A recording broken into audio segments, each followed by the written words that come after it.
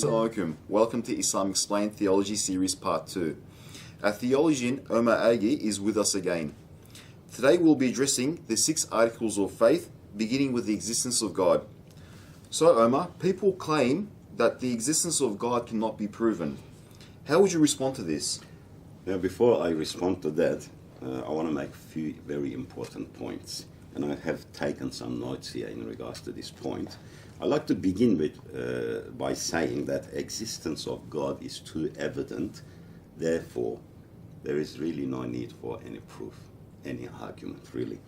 Moreover, in this case, the burden of proof is upon the denier, not on the one who testifies that there is God. It is actually upon the denier. There are 2 types of disbelief. I think this is very important. There are 2 types of disbelief, or atheism as we know it today. One type is we call ademi kabul, which means non-existence of acceptance. And the other one is kabulu adem, which means acceptance of non-existence. The first group is called the denial. They are the deniers, which means that they say, I don't believe in God. So it is a form of denial. They are all in denial, and I don't mean the river in Egypt. Now, the second group is actually making a judgment, because it is acceptance of non-existence. And the second group, the second category, consists more of the small portion of the disbelievers. Since they are making a judgment by saying that God does not exist, in this case, they need to provide proof. They need to provide evidence. And from an evidence perspective, it's important to point out that it is impossible to disprove God's existence. It is impossible to disprove it because it requires evidence. One needs, for example, to disprove the existence of God, they need to know what exists beyond the universe. That's the first thing. They need to have the ability to test the supernatural. In fact, as you know, in scientific terms or in physics terms, you cannot test the supernatural. So the argument of disbelief from this regard is quite weak. From a number of perspectives, it's weak. One perspective, I'll approach it from a psychological point of view as well. In order to deny something, one must first accept its existence. Because how can you deny something if you're not accepting it? Its existence initially. And another thing is, I think this is a very important thing, why would you feel the need to deny something that doesn't exist anyway? And philosophically, it doesn't sound right. It is not correct. Why would you feel the need to deny something's existence if it doesn't exist anyway? I can give you one example here. If I put to you, Pantamonitina doesn't exist, what would you say to me? What is that? There's no such a thing. I just made it up. But the point here is this. If something doesn't exist, why would I feel the need to deny it? It's very interesting, isn't it? So, from this perspective, really, there are no valid arguments to disprove God. There are no valid arguments. No scientific arguments, no philosophical arguments. The only argument used by the disbelief camp is you cannot prove God's existence. Why do we need to? We don't really need to prove God's existence. We're not the deniers. It is the burden, as I said, is upon the denier. They need to prove he doesn't exist. On the other hand, there are a number of valid arguments with valid and solid premises for the existence of God. I can give you some of them as an example. Teleological argument, the design argument, the intelligent design argument. For example, natural disposition argument, the Kalam cosmological arguments, ontological arguments. So there's various arguments that sort of support the existence of God. However, today, as we said, since we are talking about the existence of God as the first article of Islamic creed, we will focus on the design argument today, which is, in reality, the Quran uses predominantly. So we will look at the design argument from a Quranic perspective as well. The design argument is based really on the evident design that is observed in nature. That's what the design argument is based on. And we say that if there's a design, then there needs to be a designer. Art points to an artist. Design points to a designer. Engineering points to an engineer. Mathematics points to a mathematician. So when we look at the universe, we observe all of these things. They exist in nature. But let me give you an example on this, an analogy which will make it more comprehensible. Imagine that we are sitting on a theater, in a theater. There are about 500 people, just an example. And there's a stage in front of us. And on stage, there's a canvas, a huge canvas that artists use for painting. Next to the canvas, there's a palette. In it, there are various colors. And there's a curtain behind the canvas, the theater curtain, the stage curtains. Now, between the curtains, there's a brush sticking out, jutting out. Now, we can see the tip of the brush, but we cannot see the handle of it. It is behind the curtain. The brush, like an harmonious musical composition, starts moving. It dips into the various paints and starts painting this magnificent art before our very eyes onto the canvas. We end up with a masterpiece, just like, for example, Mona Lisa, a Rembrandt, or Van Gogh.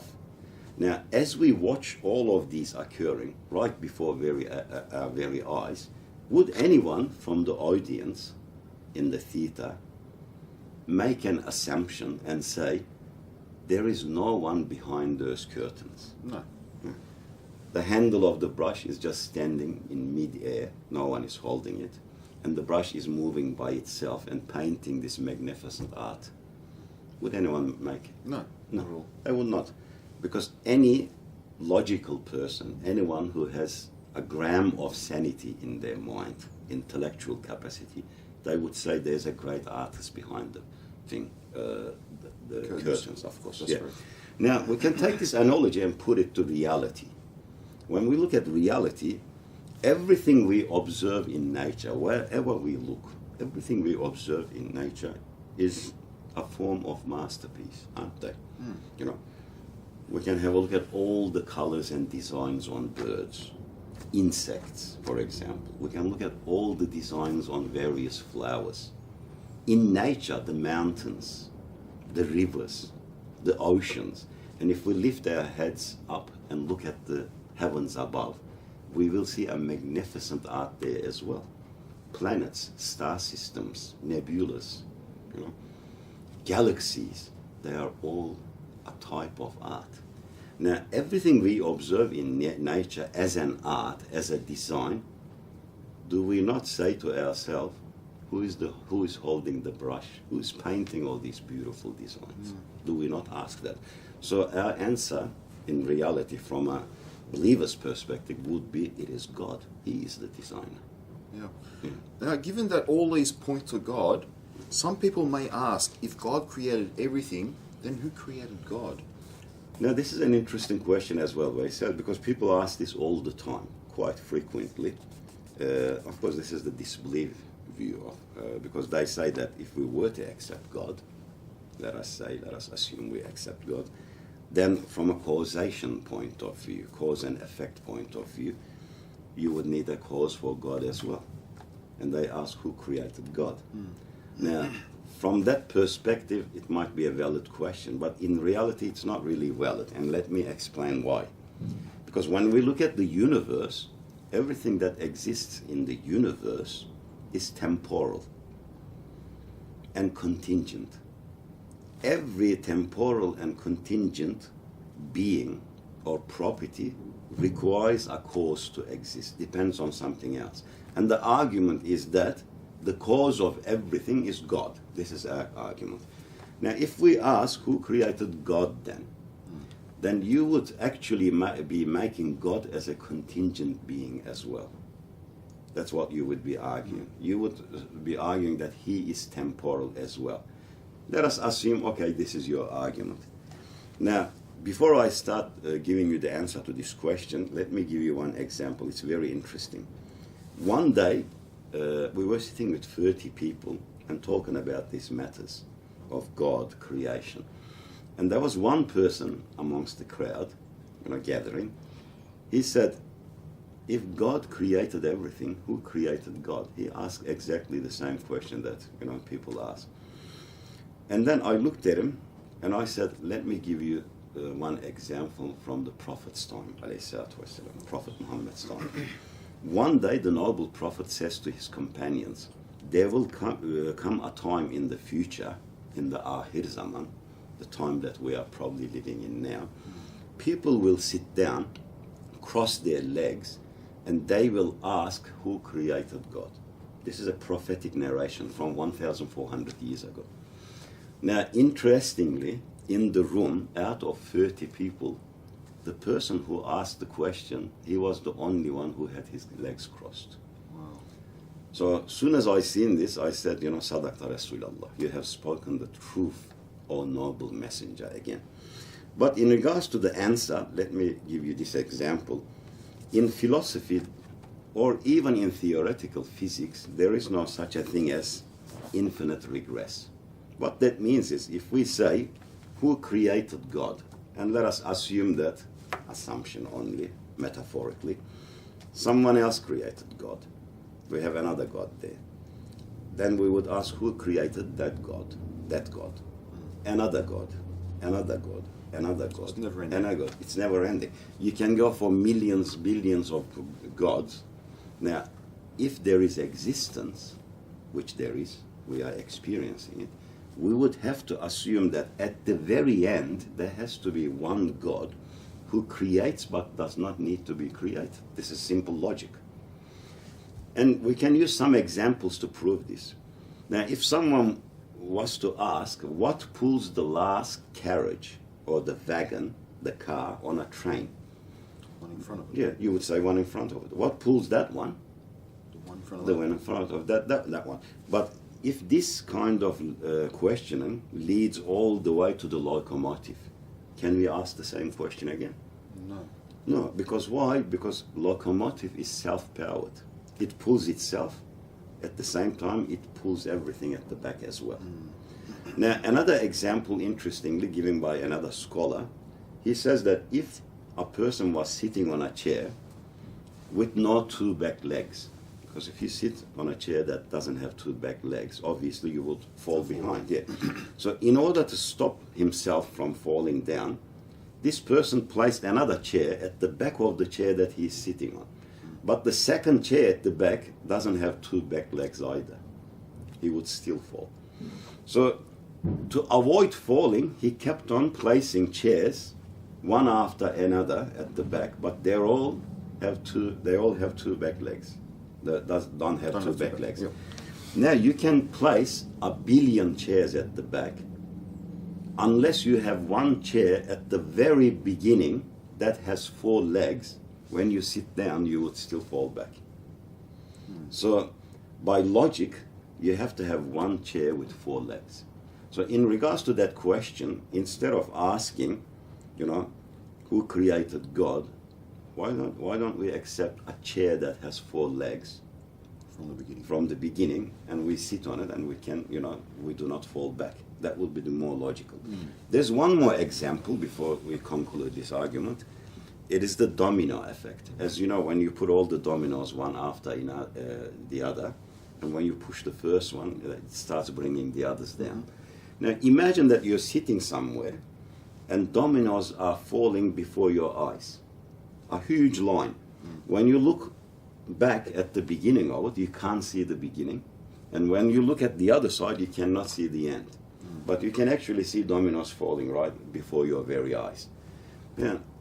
Would you ever come up with a questioning and saying that there is no beginning to these dominoes? No. Or would you assume that there has to be one domino at the very end that started falling down first, initially? It commenced falling down, and it's bringing all the dominoes after it. That's right. It's more logical for the It's more logical, isn't it? And if we accept this logic, then we would have to accept the first domino was pushed by someone. There's a cause there. Someone had to push it down. So in regards to asking who created God, it is not really a logical question, because God is not an actual infinity. God is not made up of components. God is not made up of parts. God is not contingent. God does not depend on anything else. If he did, he would not be a God. Then the one who created him, that will be the real God. And the line of questioning cannot continue for infinity. We have to stop somewhere. And that would be the answer to that question. Okay. Yeah. Thank you, Omar. We have come to another episode, end of another episode of Islam Explained. Thank you for joining. We'll see you next time.